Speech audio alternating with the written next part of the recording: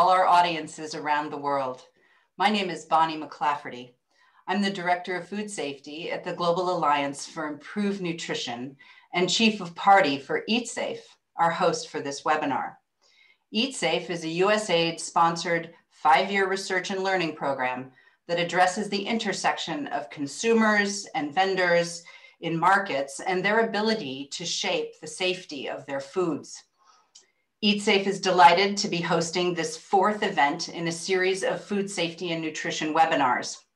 This one is focusing on food safety oversight and governance, which drives and sustains investment in safe, nutritious foods and is ultimately responsible for public health outcomes tied to foodborne illness. In this 4th webinar, we begin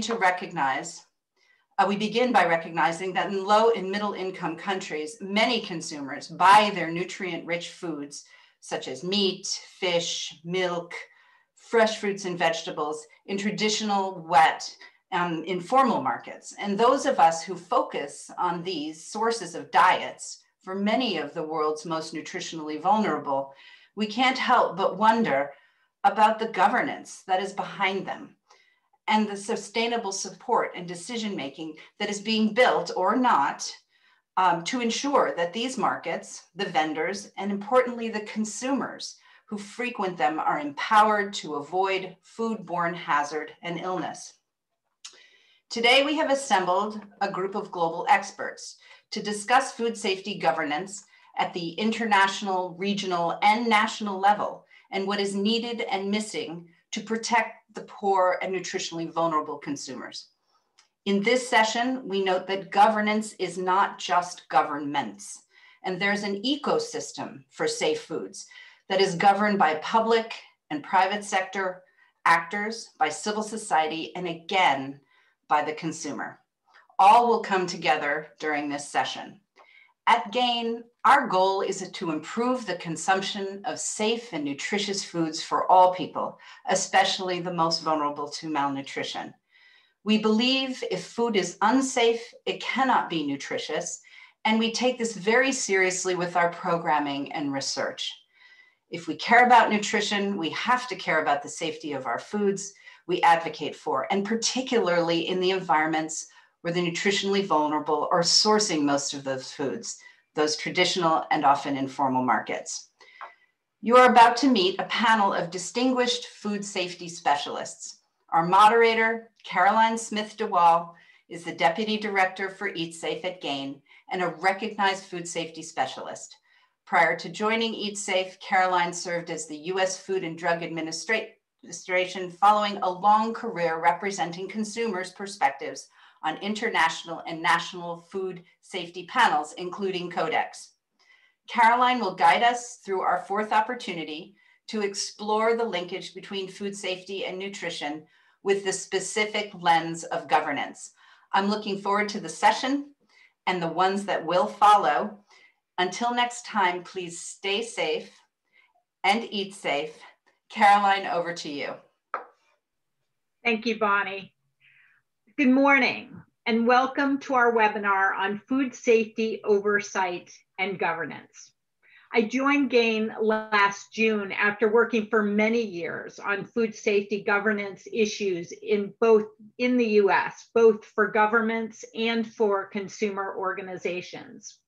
It is exciting to move to GAIN, where we can focus on improving food safety for consumers in Africa and other regions in partnership with Feed the Future and USAID. I am pleased to introduce our keynote speaker, Dr. Amari Ayalu. Dr. Ayalu is the program manager for the Partnership for Aflatoxin Control in Africa, called PACA, where he has led their strategic planning, launch, and implementation efforts.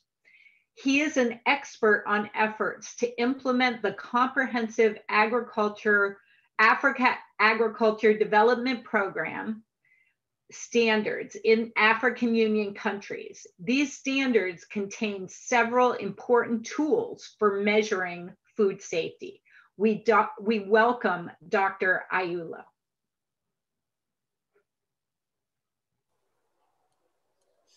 Thank you, Caroline.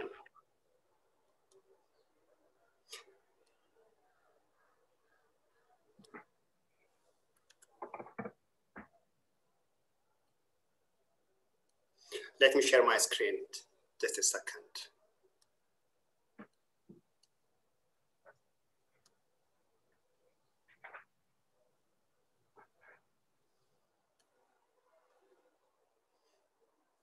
Thank you. Thank you for the opportunity. In my brief presentation, I'll be sharing with you perspectives on food safety governance in Africa, really a very high-level overview of the current situation in food safety governance in Africa. And I will also reflect on prospects for improvement going forward.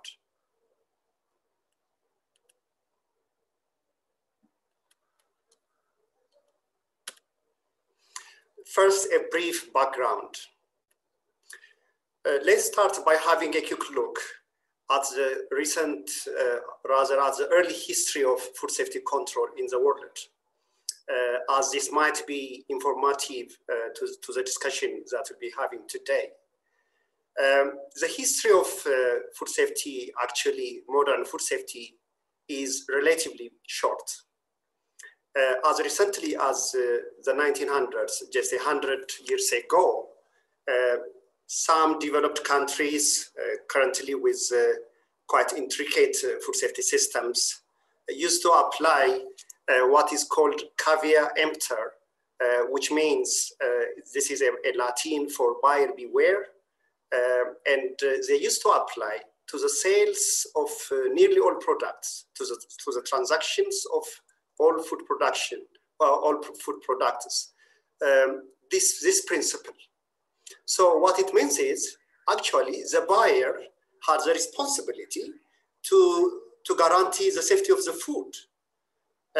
Unfortunately, this led to problems with adulteration, with food quality, poor food quality, and then the caveat venditor, which means seller beware, actually shifted the responsibility from the consumer to the food sector.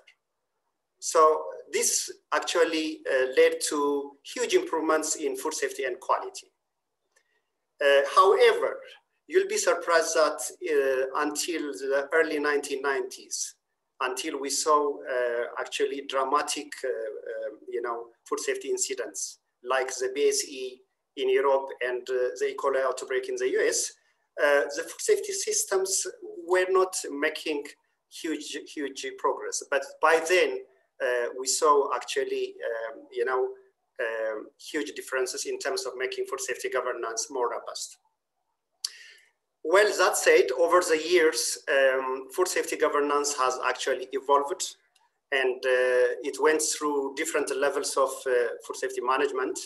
And currently, more and more countries are widely applying what can be labeled as integrated participatory food safety governance, and also different models of public-private co-regulation.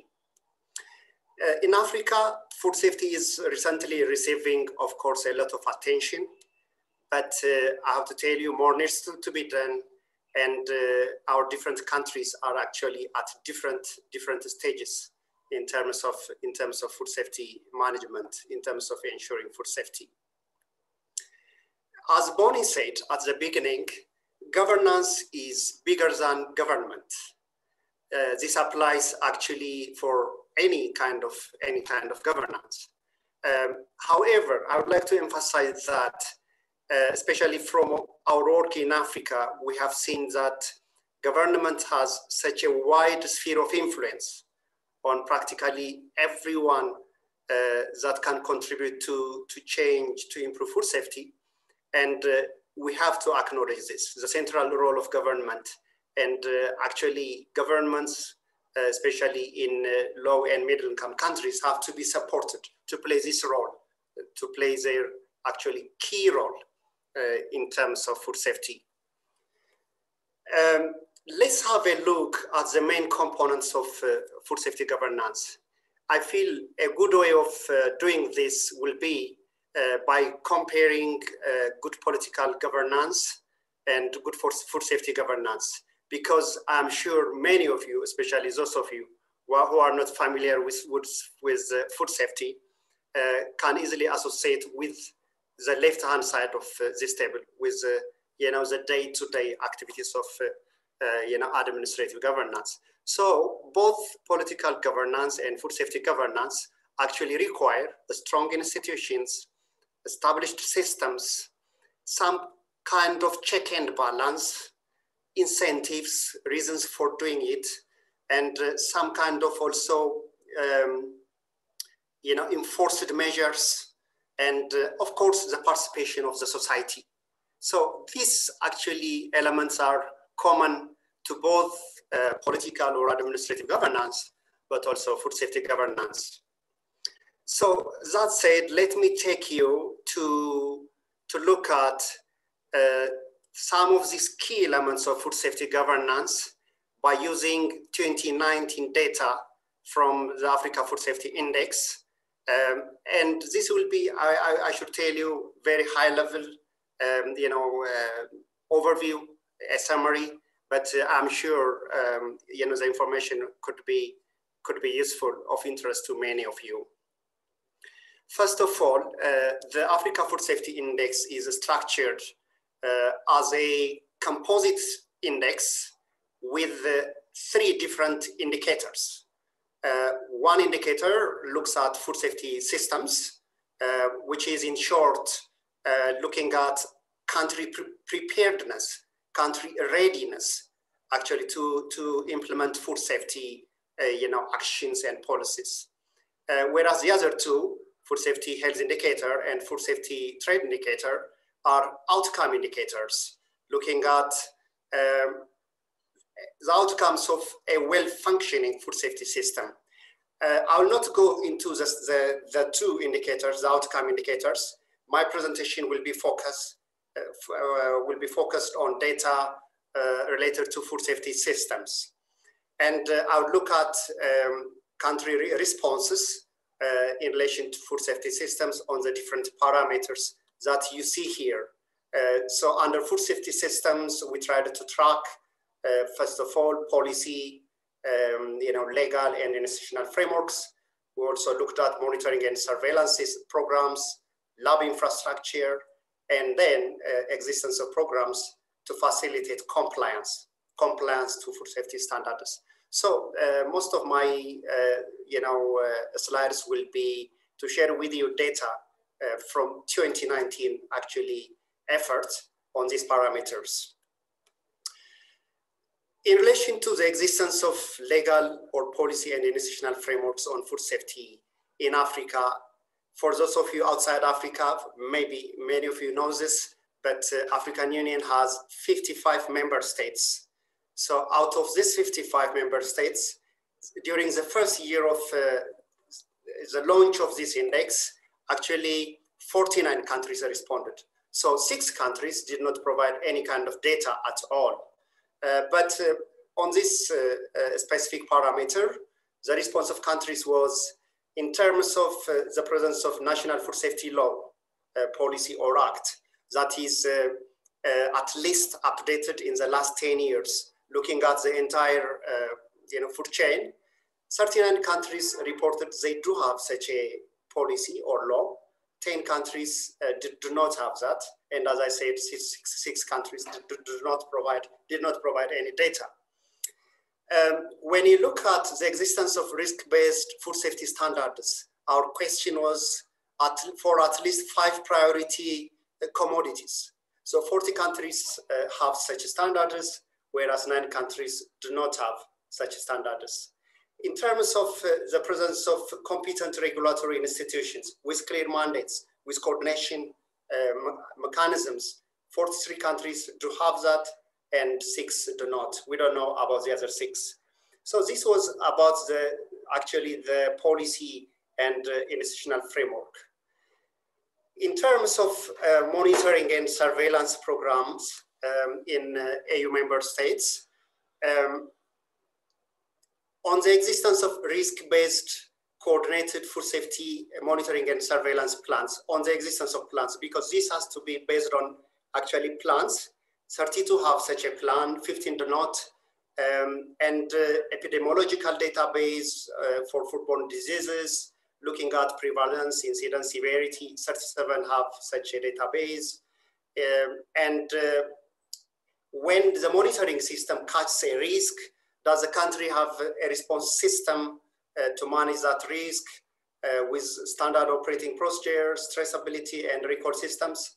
33 countries reported yes, 14 do not have such a system, and 38 countries participate in reliable food safety information notification system, such as InfoSan of the WHO, and 9 countries do not participate in such a system. I'll be faster a bit, to save time. When I take you to the presence of government programs to build, equip, and sustain competent labs. By the way, as I said, we focused a lot, or to an extent, on government programs because of the central role of government. Whether it is the research agenda, the lab capacity building, trade policies, many of the things, as I tried to show in that slide towards the beginning, are influenced by government. So here, national training programs for lab analysts, 35 countries have this, and national laboratory standards and qualification or accreditation program, 36 countries have that, about 66% of EU member states. And in terms of financing, 33 allocate budget and 8 do not. It's surprising why no budget is actually allocated by this. And here, many more countries actually did not provide that data, in addition to the 6 which do not provide any kind of data. Additional 8 actually countries did not supply us data on this. Coming to the labs themselves, especially looking at their competence and fitness for purpose based on the regulations that the country has. When we asked countries if they do have food testing labs, 36 countries said they do. And when we asked them about the hardware, the infrastructure and instrumentation, 36 countries had affirmative response. And in terms of software, the analysis, the lab analysis, 35 countries said they have suitably trained analysts, and accredited labs, 29 gave us affirmative response.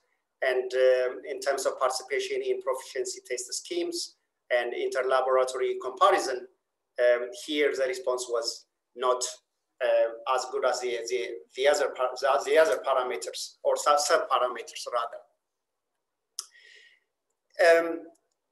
When I take you to programs to facilitate compliance, looking at good agricultural practices, good manufacturing practices, good hygiene practices, you see the response of countries.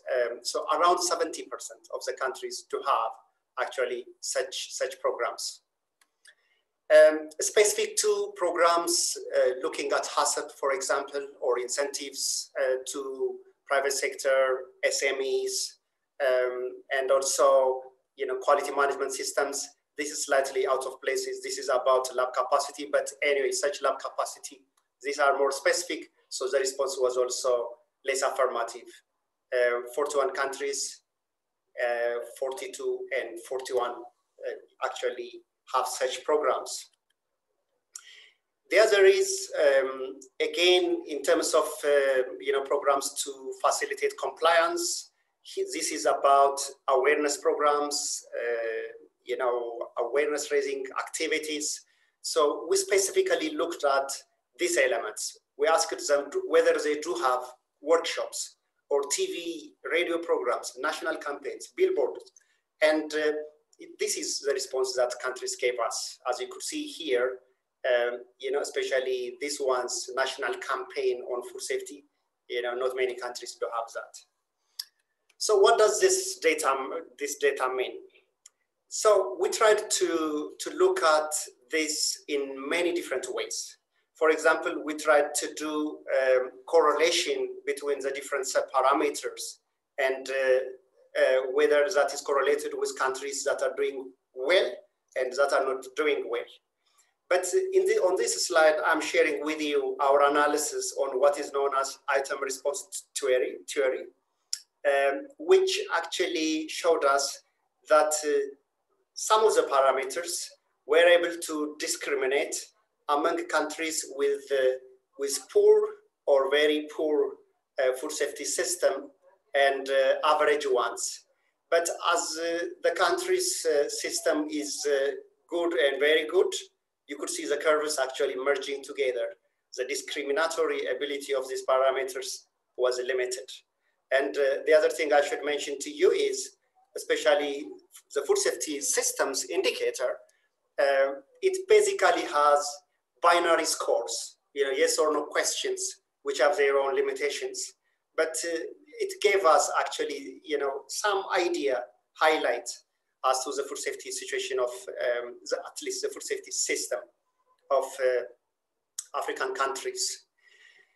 Then, as I said, or as I have tried to share with you, looking at this data, the situation of food safety systems in 2019 in African countries was not that bad, actually, despite the limitations I already mentioned. But do these numbers, do this data actually tally, do they actually match with the actual food safety situation in Africa? Do we really have very good food safety standards in Africa? So to answer this, I don't want to be speculative, but I would rather give you 3 examples, which actually show that Africa needs to do more. First of all, if you look at this global data, by the way, one of the things that we're hearing a lot in Africa is we should not depend on global data because they could be misleading. However, this is the best we could get in terms of, for example, the burden of foodborne diseases on public health.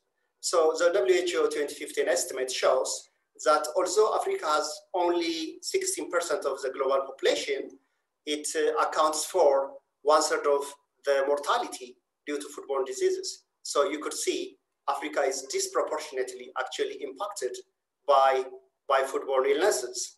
And also, if you see the World Bank estimate relatively recently in 2018, most of the $110 billion losses in productivity and health expenses are borne by African and Asian countries. So you could see also the economic impact of food safety is actually being felt by Africa.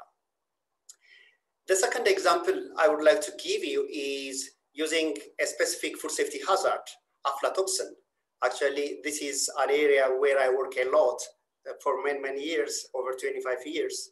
And this is actually, that's not the reason why I'm using this as an example. The reason is we have data on aflatoxin. This table is from an analysis of, over 5,000 samples, focusing on this priority, actually staples and cash crops in Africa. So you could see just using a relatively less stringent maximum limit of 20 parts per billion for aflatoxin. Some countries have 4 parts per billion. Just using this a little bit relaxed maximum limit, 1/3 of the production, the supply of these crops is actually unfit for human consumption. On the other hand, aflatoxin is effectively controlled by strict testing and regulation in many parts of the world. So this tells us that Africa should do more, beyond the systems to improve the actual food safety, on the ground. So for those of you who are not familiar about aflatoxins, these are actually very harmful compounds. They are produced by fungi in many kinds of foods. This table also tells us that we should do more. You'll be surprised that in Africa currently or recently, we are having outbreaks of acute aflatoxin poisoning. This happens when you eat large quantities of aflatoxins in your diet, mostly maize. This shouldn't happen. This is not happening in other parts of the world. However, I should tell you this acute toxicity, although governments pay a lot of attention to it, it just explains the iceberg metaphor.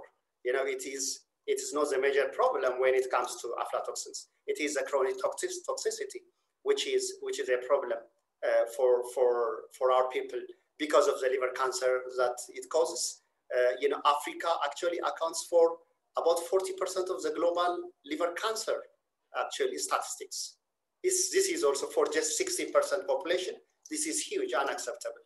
And in Africa, liver cancer is actually the #1 cause of cancer mortality. And aflatoxin certainly contributes a lot to this. Being also on this webinar with GAIN, I should mention also aflatoxin is actually associated a lot with childhood stunting, with growth faltering. So I would not go into this data, but the recent one from Uganda has shown relationship between maternal exposure to aflatoxin and lower birth weight, as well as a smaller head circumference. By the way, there is ample evidence to show this, but I don't know how long we have to argue asking for cause effect, because the association is clear, not just for Africa, but also for Asia. Countries like Nepal and are also showing this. By the way, one thing I would like to point out here is, despite improvements in maternal and child nutrition throughout Africa, as many parts of the world, we're seeing an increase, actually paradoxically, in the number of children that are stunted. In 2017, for example, about 48 million children were stunted. This had an increase over the numbers in 2016. So maybe it is time to look at issues like aflatoxin and other food safety, problems that might contribute to stunting and other nutritional problems. The third example I would like to give you on why Africa needs to do a lot more is, this is, by the way, limited data on trade and food supply, but we have also examples from African countries that have withdrawn significant quantities. In one country, for example, 10% of the annual maize supply was withdrawn because it was found unfit for human consumption due to high aflatoxin levels. And also recently in 2019, we have seen examples of product recall and also banning of brands of products from one country by neighbors and so on. So these are all warning signs. If we don't give heed to food safety issues, if we don't proactively address them, actually they could be actually a problem for the implementation of the Africa Continental Free Trade Area, which has taken off at the beginning of this year. So having said that, so what are the prospects of Africa to improve its food safety governance? This is the next part of my presentation. So this will be more like partly my opinion, informed by the things I shared with you and I work on. But these are actually basics in any food safety governance. So the changes that should take place. First of all, African countries need actually to make their competent authorities more robust for food safety regulation. This issue of regulation by government, official control is important. It's an important part of the equation to improve food safety. Actually, this can happen within the existing institutional infrastructure, or new institutions can be established. Some countries are actually on the process of doing that, for example, Ghana. But in any way, despite the information we received, we feel that countries should do more to improve their competent authorities. Secondly, the competent authorities should not necessarily be the same in every African countries. Single agency, for example, the Gambia has a food safety and quality authority. It is a single agency system. They coordinate their food safety under an umbrella of one food safety and quality authority, which is actually accountable to the vice president of the country, which is good, but it's not a must. Countries can improve their food safety system, even using a multiple agency coordination system. It is possible, but the most important thing is to strengthen these institutions. institutions are key. The other is, countries should try to have the same standards, to at least to harmonize, to have equivalence, for testing and also for the standards themselves.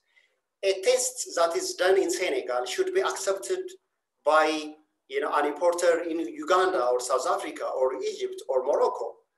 We shouldn't have standards and testing that are scattered everywhere. This is not good for the Africa Continental Free Trade Area, and this creates redundancies, it increases cost. It is a problem for the private sector.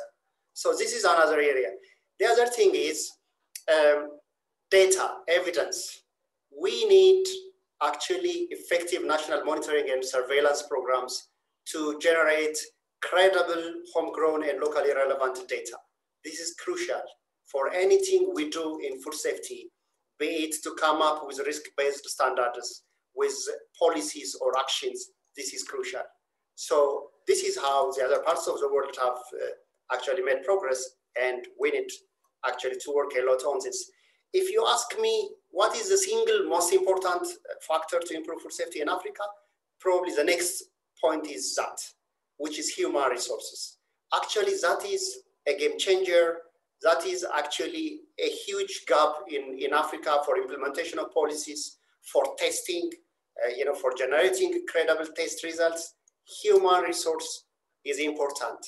So I think we have to invest a lot on, on producing competent human resources. We should have a cadre of analysts and food safety experts in Africa. The other thing is private sector. Government cannot do everything, and it cannot change actually the food safety landscape of Africa by working alone. So we have to have actually enabling environment for the private sector, and as I mentioned towards the beginning, co-regulation is also a model that many countries are actually now promoting. So Africans, based on their situation, we don't have to copy paste everything from other parts of the world, but based on our situation, we should come up with a system that works, to improve food safety. Because food safety is not a luxury for our continent. It is actually a must to promote our trade within Africa and with the world, and actually to improve the nutrition and health of our people. And the other thing is, where should we start to do this? We have to start actually where we can achieve the biggest impact with the smallest amount of intervention. We have limited resources. We cannot do everything at the same time. So, for example, we can start regulation with the big urban markets, which actually offer a place for commodity aggregation, food operators, and potential consumer influence. The second is the informal market. In Africa, this is a big sector that actually supplies most of the food for Africans. This is unfortunately so far neglected. This is the most neglected in the regulatory scheme of African countries. This is an area where actually government and private sector monitoring and enforcement could make a difference. So the benefits can be felt in many different ways. The other thing is, what should we consider in trying to do this? First of all, we should promote sharing and exchange programs. In Africa, we have actually regional blocks. We call them REC, which means Regional Economic Community. So these RECs, we have 8 RECs in Africa. So at REC level and at continental level, we can boost actually joint work. And we can work towards especially if we target continental umbrella, like the Africa Continental Free Trade Area, the CADIP Malabo Declaration, we could make a difference. We could rally support. The other thing is for sustainability, so that this is not just a passing cloud. We have to embed food safety in curricula, in extension programs, especially university curricula, where most of the workforce comes from, or school curricula. These are the things that we should do to actually to embed food safety in in country systems in a more lasting way. The other is, of course, the consumer is a force in all of this. Sensitization and consumer awareness programs should be another consideration, but more deeper also behavior change programs and boosting food safety culture. That culture doesn't exist in Africa widely. So food safety culture, be it by manufacturers, by traders, suppliers, by everyone, even consumers, has to be established if you want to see a leap in terms of improving food safety in Africa. The other thing, I'm coming towards the end of my presentation, the other thing I would like to share with you is what is AU doing in terms of supporting its member states to boost food safety. This is not exhaustive, but I'll just highlight some of the programs that are currently going on. One of these is the Africa Food Safety Index. The data I shared with you has been generated through this effort. The Africa Food Safety Index has been actually included in what at AU call the Malabo Biennial Review of Agricultural Transformation. This is, in short, a monitoring and evaluation system of the agriculture and related sectors. The results of this biennial review are presented to our heads of state. This is very high level, actually very influential report every 2 years. So the last one, the one I shared with you, was actually presented to the heads of states in January 2020. This is actually continuing. We'll continue to support countries to build their capacity to generate data. And also we are working towards making this actually at least an embryonic food safety data hub for Africa. The other effort that is going on is the development of a coherent food safety strategy for Africa. This is work in progress. Some of you might be involved in this. So the African Union, specifically the Department of Rural Economy and Agriculture, is leading this. And we hope by the end of this year, towards October, this will be completed and endorsed by our policy organs for use in Africa. The other is we have also efforts working with different partners to build food safety lab capacity. As I told you, human capacity is a serious gap. So we are trying to train actually food analysts working with different partners. And more importantly, there is also an effort going on to establish a continental coordinating body for food safety, the so-called Africa Food Safety Agency. This has been announced by our chairperson last different pillars of sanitary and phytosanitary issues in Africa at African Union level. So this will be an important development when it becomes a reality. And lastly, we are also working to scale what we call country-led model for holistic aflatoxin control in Africa. This model has been generated by working with 6 pilot countries over 4 to 5 years period. And now we have a strategic framework which packaged the different tools and models for use in all 55 AU member states. AU policy organs have actually endorsed it for use throughout Africa. So these are some of the things that are happening. As I said, the disclaimer is this is not exhaustive, as is also the rest of my presentation. I did not exhaustively also present food safety, different components of food safety in Africa. So the same is true with this slide. So to end my presentation with just few key messages. First of all, the situation of food safety systems in Africa is not as bad as many of us assume. It is really not that bad, but we don't have to be complacent. And of course, we have to do a lot more to translate the food safety systems into improved food safety outcomes.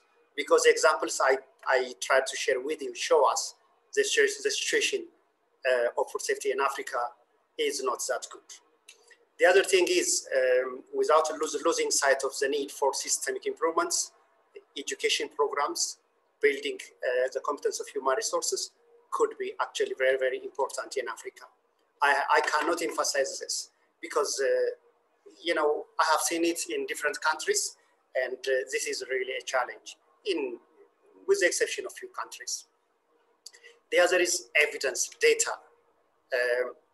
I cannot again, you know, overemphasize this. This is very important. The other is harmonization, you know, working towards the same standards, the same food safety regulation will be actually very important for Africa, especially because Africa is now trying to remove non-tariff barriers as part of the implementation of the Africa Continental Free Trade Area. This cannot happen if you don't harmonize your standards, your testing, and so on. And finally, partnerships, specifically promoting private sector, you know, competence, capacity, you know, private sector actions actually will go a long way to make a difference within a relatively short time. I would like to thank our partners, specifically on the Africa Food Safety Index project. ILRI is actually our major technical partner since the beginning of the project, but also in most of the analysis that we are doing to validate and improve the index. CTA finances the project, and FAO is also an important partner in all of this. So thank you so much for your kind attention. Over to you, Caroline. Thank you, Dr. Ayalu. And we have a number of questions for you. But first, I want to turn to our other panelists. And before I do that, I just want to do some housekeeping. Our panel has agreed to stay beyond 9:30. So we will try to get to as many questions as we can, but be aware that it may extend beyond 9:30, and this will be recorded. So put your questions in. We'll try to get them answered, even if you have to leave us at 9:30. So our panel, we have a distinguished panel. First, I'm pleased to welcome Pawan Agarwal. Mr. Agarwal is the Special Secretary for Logistics in the Ministry of Commerce and Industry in India. Earlier, he served as CEO for Food Safety and the Standards Authority of India for 4 years. In this role, he brought about transformative changes in the country's food system and launched the Eat Right India movement. This movement was named as top visionary by Rockefeller Foundation for the Food Vision 2020 prize. Second, after hearing from Mr. Agarwal, we will turn to Stephen Jaffe, who led the World Bank's development of a seminal report, the Safe Food Initiative. The Safe Food Imperative, Accelerating Progress in Low and Middle Income Countries. This report outlines why and how food safety is essential to development initiatives. Dr. Jaffe recently retired from the World Bank after 29 years and has joined the University of Maryland's Agriculture and Resource Economics Department. So now over to Mr. Agarwal. Thank you, Caroline. Greetings from India and good evening to the participants. Thank you, Caroline, for the nice introduction. India has taken a rather unusual, approach to improve its food safety arrangements. Unlike the advanced countries that spend billions of dollars and have tens of thousands of staff on their payrolls to ensure compliances of food safety standards, we adopted a little different approach which suited India's circumstances and perhaps is more likely to suit the circumstances in low and middle income countries, including African nations. The elements of food safety ecosystem have been, very thoughtfully, all of them have been pointed out in Dr. Amari's presentation. what India did was sequencing them slightly differently and scaling them so as to make an impact without having to create a large bureaucratic organization for food safety governance. As Bonnie mentioned in the inaugural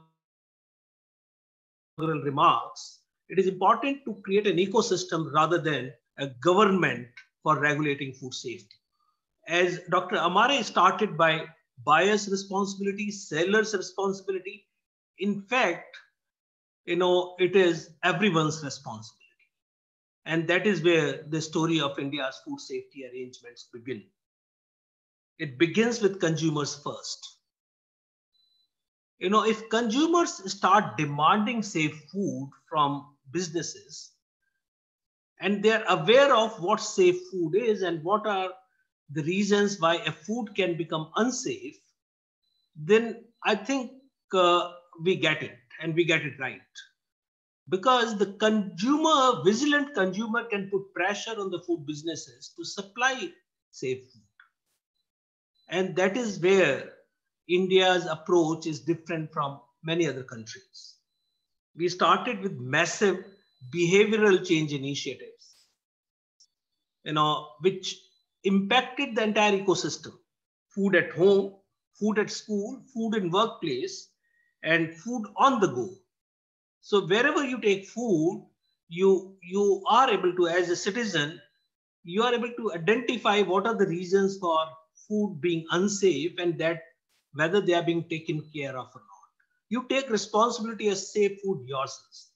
And I think to that extent, we are still in 1900s. That buyer is responsible for food he is eating. Okay. Second comes the responsibility of the businesses.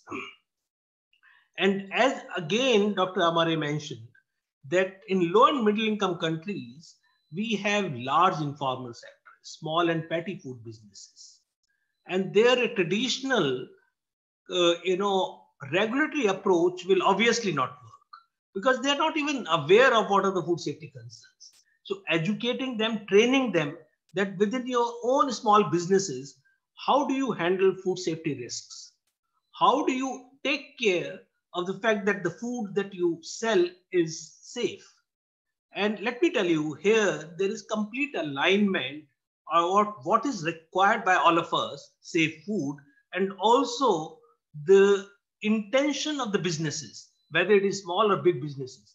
No business would like that the consumer should fall ill after taking his food or their food. So I think there is complete alignment. You have to have trust in the businesses that they intend to provide you safe food. And therefore, we started with large scale, low cost training programs for food businesses under a program that we are referring to as Food Safety Training and Certification System. As we speak, there are already 350,000 food safety supervisors, primarily from small and petty food businesses, who have been trained to provide safe food. And that is a big number, even for a country like India. And then ensure that they continue to provide safe food through a system of certification of their premises, ratings, hygiene ratings. Hygiene ratings, which have been tried in many parts of the world, were introduced, but with a little difference because we did not have so many people who could verify those hygiene ratings. So we created a cadre, a voluntary cadre of people who could do that kind of a work, a simple metrics approach to ensure hygiene ratings are done at scale. Third is partnership for public purpose. We believe that our regulatory authority will continue to have a small contingent of staff.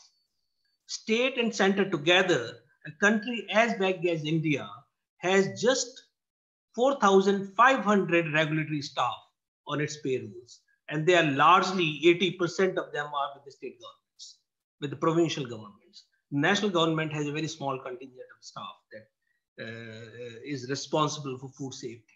Therefore, to build capacity, we created third-party audit systems. These hygiene ratings were also done by volunteers who were trained to do this kind of work. And the private training organizations I refer to, and an entire ecosystem of private food testing laboratories. In fact, only out of the 350 food safety laboratories or food testing laboratories in the country, only 70 of them are in the government sector. The balance are private food testing laboratories, and they are established by not only multinational companies in India, but also by domestic businesses, because it makes business sense to set up a food testing laboratory in India today.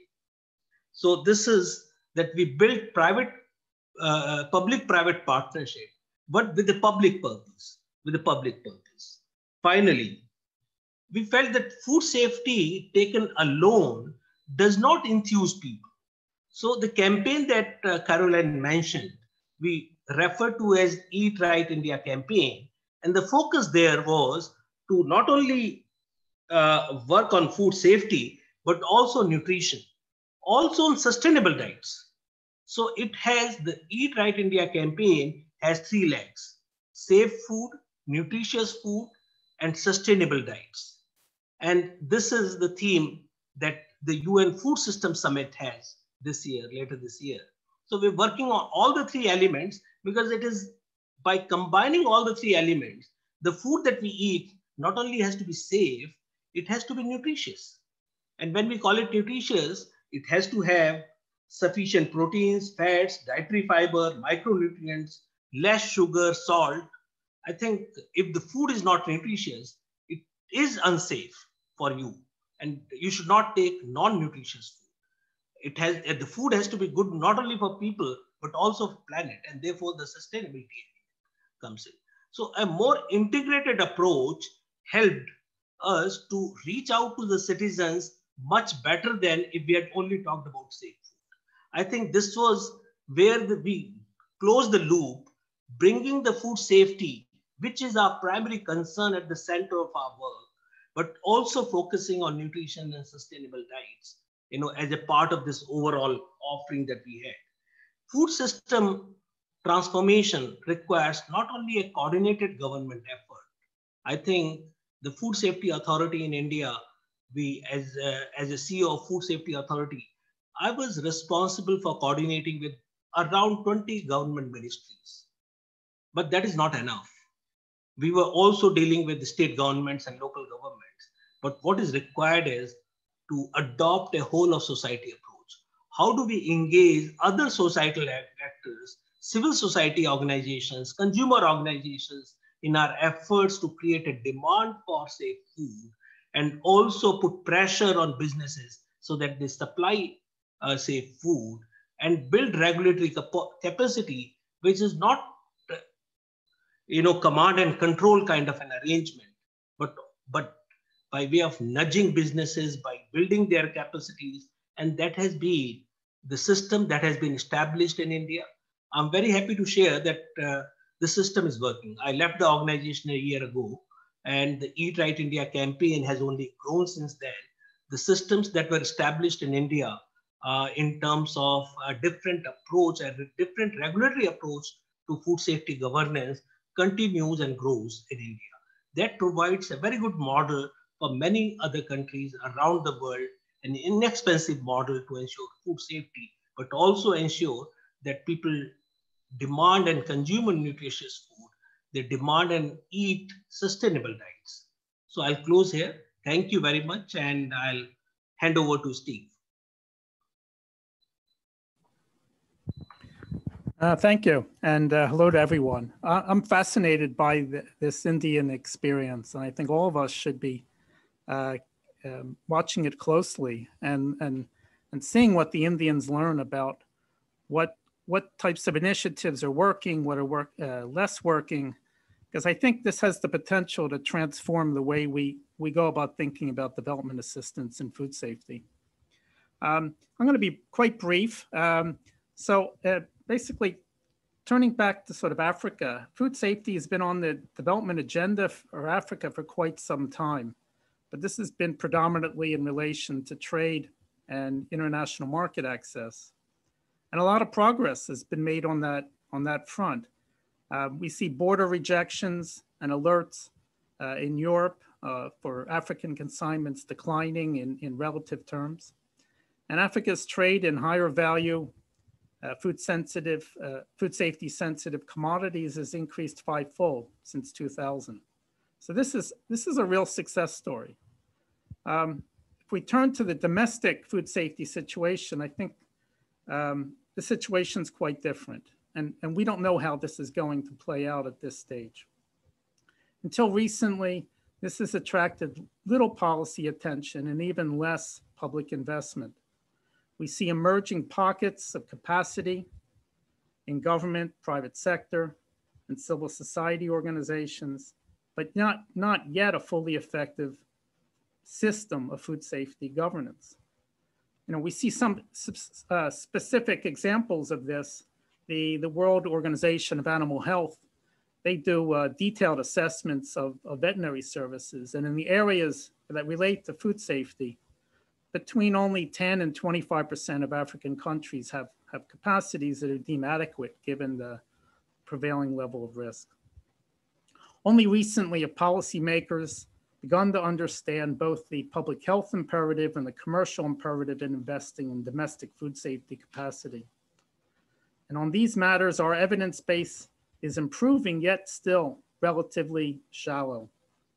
Nevertheless, we think it's clear that the costs of inaction will be many times higher than the costs of preventive actions in domestic food safety.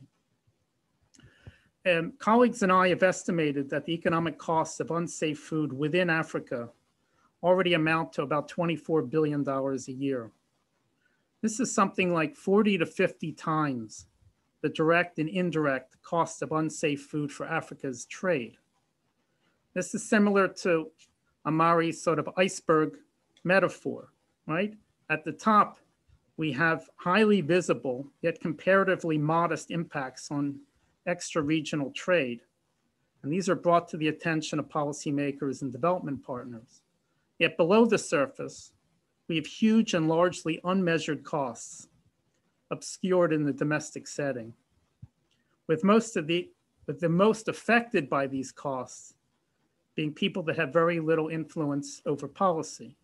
This is the poor, this is young, this is immunocompromised people, and the many actors involved in informal food distribution channels. Unless major advances occur across a broad spectrum of technical and regulatory functions, we would expect to see domestic public health and commercial costs to rise considerably in the upcoming decade, along with demographic, economic, and dietary changes. In the Safe Food Imperative, we introduced a concept of a food safety life cycle, accompanying the transformation of food systems as income levels rise and urbanization occurs.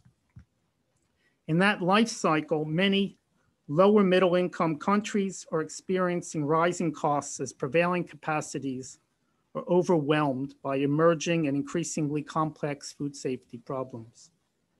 These costs are contained only as food systems become more formalized and coordinated, and prevailing capacities begin to catch up with rising capacity needs. Most of Africa is still on the upward sloping part of this curve. That is, in a business as usual scenario, the food safety situation could possibly deteriorate rather than improve in much of Africa. Last year's World Risk Poll, undertaken by Lloyd's Register Foundation, confirmed that this is actually the expectation of African consumers. A significantly higher proportion of people surveyed said they expect to be seriously affected by unsafe food in the coming years than those who would have been actually affected in the recent past. This scenario is not set in stone. This trajectory is not inevitable. Many food safety risks in Africa can be mitigated and costs avoided through successful, concerted set of preventive measures. In the Safe Food Imperative, we laid out somewhat different strategies and needed areas of emphasis for low income, lower middle income, and upper middle income countries, clustering these in the traditional categories of risk assessment, risk management, and risk communications. Some interventions will require significant lumpy investments, but most will not. While we call for differentiated strategies among countries, tailored to local conditions and resources, we also emphasize 4 cross-cutting key principles that I think are applicable to all. First, countries need to find the best way to operationalize the World Health Organization's notion that food safety is a shared responsibility between government, private sector, and consumers and civil society. Each has major roles to play, including in food safety governance. Governments need to leverage private sector action and empower and otherwise enable consumers to play positive roles. The approach being taken by India is a great illustration of such an endeavor. Second and related, this inclusive concept of food safety management requires something of a paradigm shift in how African governments approach regulation. Countries should avoid applying a strict authoritarian model centered primarily on inspections, enforcement, and penalizing non-compliance. They should instead combine a small but credible stick with a large bag of carrots. Countries should place particular emphasis on incentivizing and facilitating companies, farmers, and vendors to upgrade their practices and assets in order to meet or exceed incrementally more stringent standards and regulations. Regulatory personnel should be rewarded more on the basis of how many food actors are compliant than on how many fines they issue or vendors they shut down. Again, India is moving forward with such a balanced approach. Third, move beyond technical silos and standalone investments to realize synergies among services, infrastructure, and perhaps most important, programs to induce behavioral changes. There are many examples of this, including for synergies between food safety and animal health, food safety and improved water and sanitation, and food safety and improved nutritional security for the poor. Once again, we see India promoting programs for both safe and healthy foods. And we see this occurring more widely, including through One Health initiatives and the emerging work supported by EatSafe, trying to tie together food safety and the nutritional agendas. And fourth, don't act alone. And Amari elaborated on this. Local capacities need to be developed in many areas. This can be supplemented and supported through many regional and sub-regional initiatives or centers of excellence. For example, in relation to food safety science, hazard surveillance, good regulatory delivery, creation of consumer awareness campaigns, networks of laboratories, and documentation of good practice in food safety economics. Thank you. I look forward to participating in the ensuing Q&A. Thank you, Steve. And thanks to both Pawan and Steve for contributing really excellent and thought-provoking remarks. I'm now going to turn to the questions, and we have quite a few. So I'm going to try to consolidate some and maybe pose them slightly differently. The first thing I want to tackle is data collection. And we have a number of questions. I'll start with you, Amari, but I then want to turn to Pawan also to give the perspective from India. There is a lot of interest in how data collection is done, whether it's trustworthy, whether it's fully reflecting the burden of disease, and also to what extent is the AU supporting food safety data generation, collection, analysis, and maintenance efforts at the country and continental levels. So I'll start there, but I also want to add a thought to that. Is there a model that you have seen that is particularly effective for managing data, especially coming from the multiple countries and agencies in each region? So over to Amari. Thank you, Caroline. Thank you also for the questions and comments. So I will start by explaining how data are collected through the African Union, specifically the Africa Food Safety Index data. These data are collected through country focal persons. So the EU has, specifically for the biennial review, focal persons in each of the 55 member states. So those focal persons are responsible for working with different ministries and institutions to generate the data and then finally upload the data through the EU system.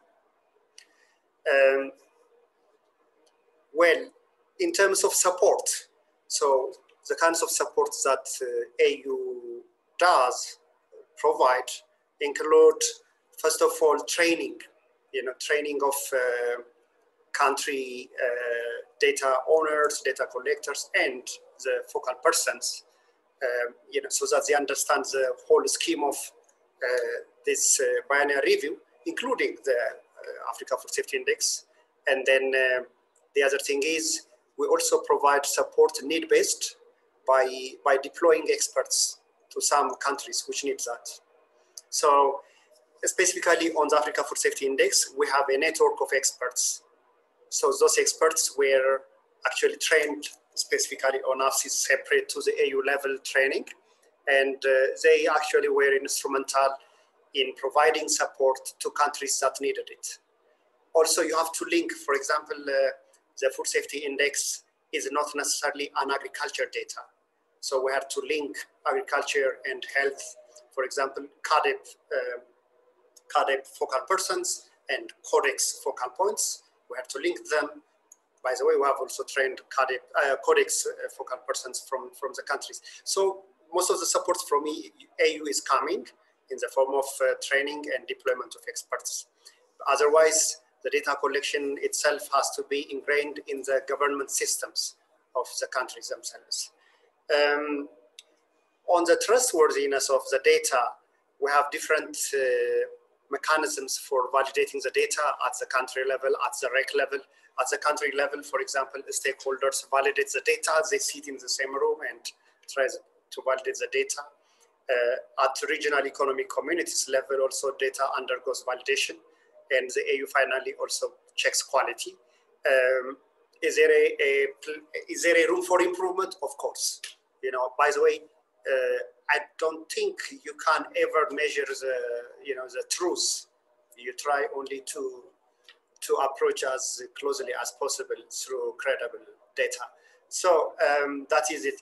The other thing is in terms of models, the European Union functions more or less like African Union. It is a coalition of different member states. So probably the experience of EU could be actually informative for some of the things AU does. Of course, there are differences. First of all, when you have national systems that are working, that are effective, then coordinating at continental level will not be a problem. But probably the EU model, the rapid alert system can also be informative in terms of alert mechanisms. But overall, their data usage through their Food Safety Authority, the European Food Safety Authority for risk assessment, and working with countries with a panel of experts, I think that mechanism is useful. There is one question whether research and academia are involved in the process. Their role is in terms of working with us in training countries. We work with some actually experts, food safety experts from the African continent to train member states and also to provide the need-based support in data collection. Over to you. Great, thank you. Pawan, did you want to respond on the data question specific to India? Thank you. Okay. So I think India's experience is somewhat patchy as far as data collection is concerned. We have three sources of data: enforcement data, largely collected through the state governments, provincial governments, import data from our import offices, and the testing is mostly done by the private sector. And these two sets of data are, I would say, not highly reliable, and they are not representative for a variety of reasons. Third is we started having monitoring programs and surveillance. On that, we engaged very high quality private research, testing labs to do very professional sampling and testing across the country. And that data is highly reliable, and we have done it in several areas, for milk as a commodity, for edible oil as a commodity, and for pesticide residues, we have a monitoring program. For heavy metals, we have done that.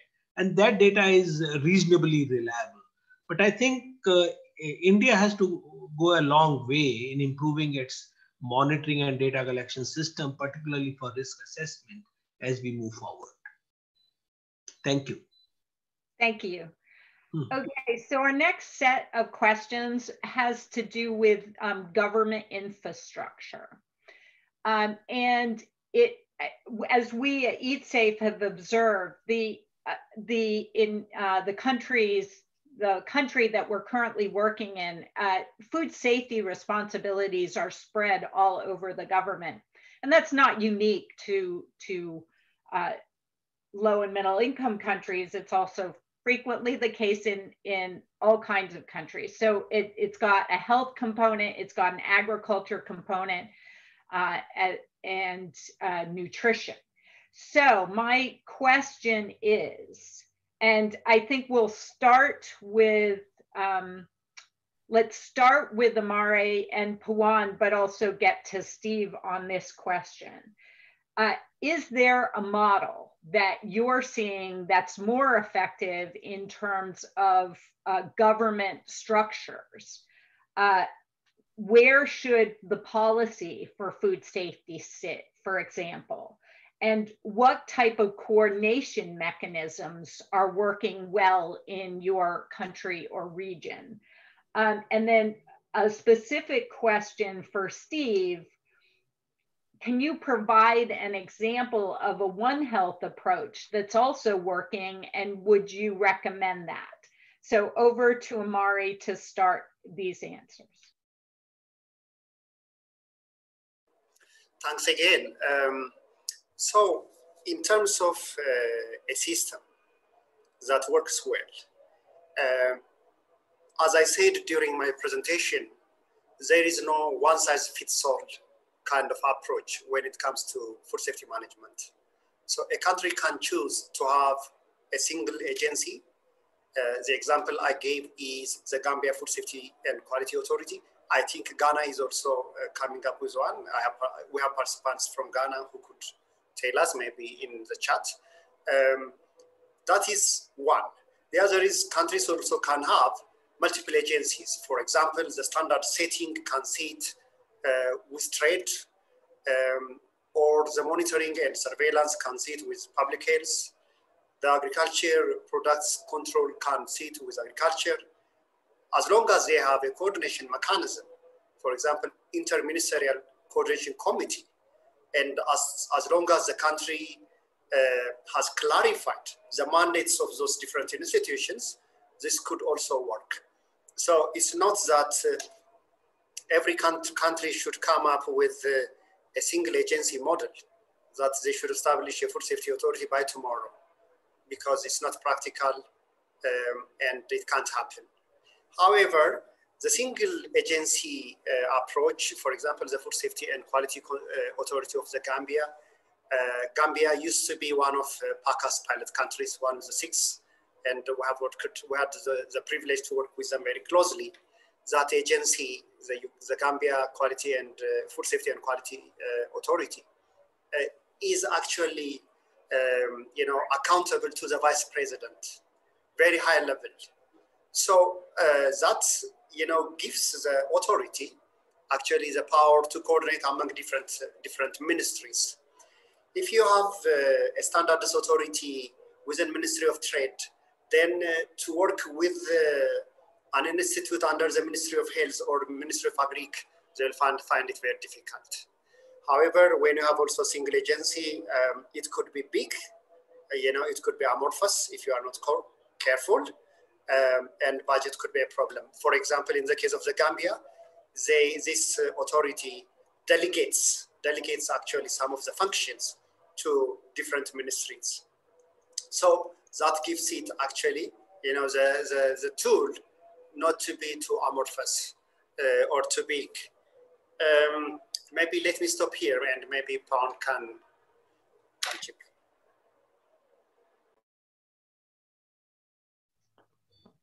I would, my video is giving some problem. Am I audible? Am I audible? Yes, we can hear you, Pawan. Yeah, my video is giving some problems, so I'm so sorry about it. Yeah. So, I think while I do agree that in some countries, multiple agencies can work in harmony and produce good results, but I think countries that do not have such arrangements, they should aspire to have a single agency for coordinating that. And I'll go a step further. India is a good example, but not perfect. I think Steve mentioned about synergies, in terms of One Health approach. And in India, we do not have any control on the farm practices with the food authority. We also, and we found that Indian milk has very high percentage of aflatoxin residue. And that was a matter of concern for us. And we realized that it was coming from the feed. So I think feed control was not so far included in the mandate of the food authority. And I think a more comprehensive approach to food safety residing in one authority is perhaps a good idea. Not only that, I think it should have, status and governance, which should be, at par with a ministry in the government. For instance, in the food authority, the CEO is in the rank of additional secretary or secretary to the government of India. And the chairman is a retired secretary of the government of India. That gives it a status within the bureaucracy to be able to coordinate across ministries and departments. And I think that is very, very important. And third point is, it is often felt that food safety authorities, they provide a huge financial burden on the governments. I would say that India's experience is our budget is about $10 to $15 million, and I think the cost of not having safe food is far, far greater than the cost that one incurs on having a regulatory authority effectively functioning food safety authority in the country. So these are the 3 points I would like to make. Thank you. Steve, over to you. Yeah, okay. Look, my observation on the authorities and whatnot is in much of the developing world, so food safety is sort of allocated to the ministries of health. And depending on the country, it becomes a sort of very junior member of that Ministry of Health, because ministries of health are dealing with a wide variety of issues, of sort of legacy issues, where in some countries progress has been made, in others it's sort of lagging. And in Africa, where you still have the big three, tuberculosis, HIV/AIDS, malaria, still being sort of dominant public health concerns. Housing food safety in a Ministry of Health almost guarantees that it's going to be under-resourced.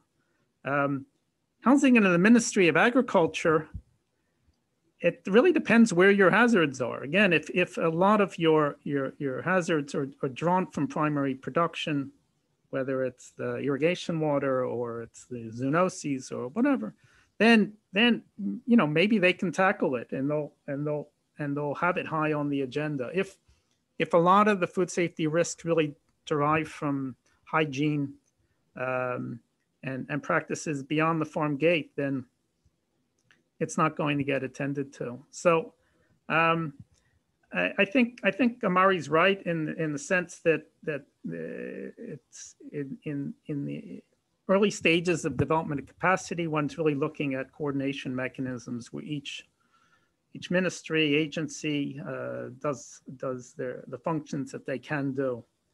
The question on One Health, I'm not up to date so much. I think there's been great advance in terms of developing the concept. So on paper, and there's different toolkits and guidelines and whatnot, and it's being rolled out. I think for the most part, the vets are most active, and the sort of food safety dimensions tending to be weaker, and the environmental health dimensions even weaker. So it's I don't know of an example where it's sort of living up to the ideal of working sort of in a fully integrated way across the three fronts. There are a number of initiatives coming up in Africa, and I think in more than a dozen West and Central African countries. There's a program called REDISSE, REDISSE, which is building sort of capacity for disease and other health surveillance and sort of trying to design integrated programs. Sao Tome and Principe, in a recent project on COVID response, is trying to apply a One Health approach. But who's ever interested in this, if they can send their contact to the organizers of the event, I can then follow up with them and share with them contexts and documents that I do have. But that's not an area that I'm sort of working on a day-to-day basis. I just wanted to make one comment on data. And I think, look, the core data for decision-making really relates to hazard surveillance and foodborne illness surveillance or reporting. And on that, the systems in Africa, as in much of the developing world, are in their infancy. These are not data systems that are providing results that can really inform decision making. And so this is an area requiring intensive effort now, and the WHO is onto this, and they're trying now to roll out a program of doing more regular assessments of foodborne disease burden at a country level, and trying to build up then the capacity to do that through various surveys and statistical modeling and whatnot. Because otherwise, we're flying blind in terms of, we basically can just react to outbreaks. I think the aflatoxin example is a good one, but it's an outlier. It is an area where, in fact, concerted effort has gone into really understanding the science, the sources of the risk, the impacts that it has on public health.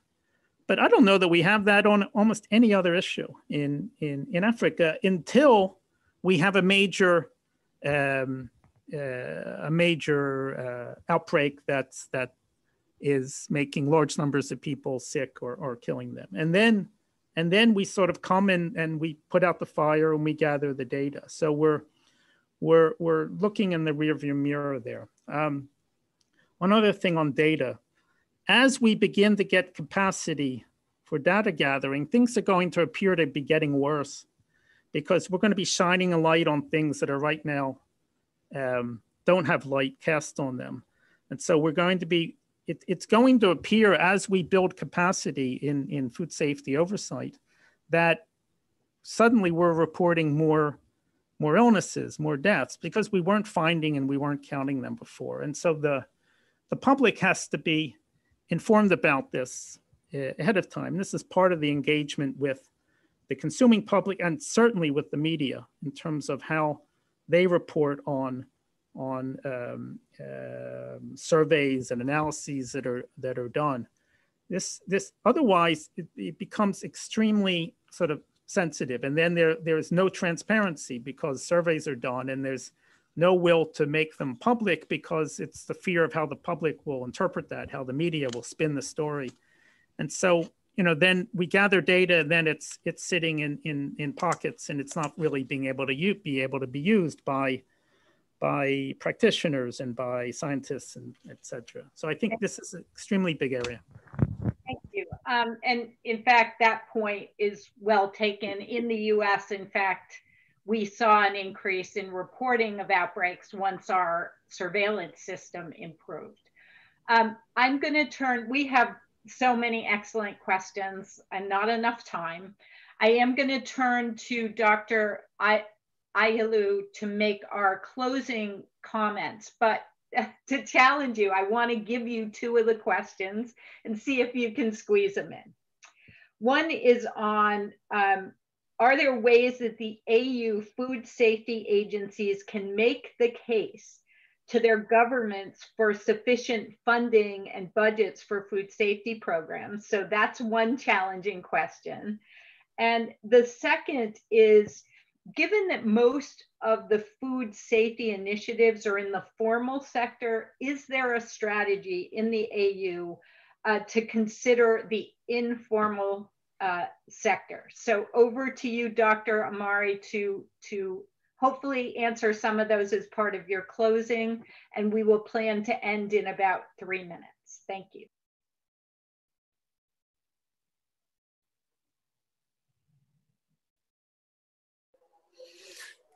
Thank you so much, Caroline. So actually, I will use the time you gave me for my closing remarks to answer these two questions.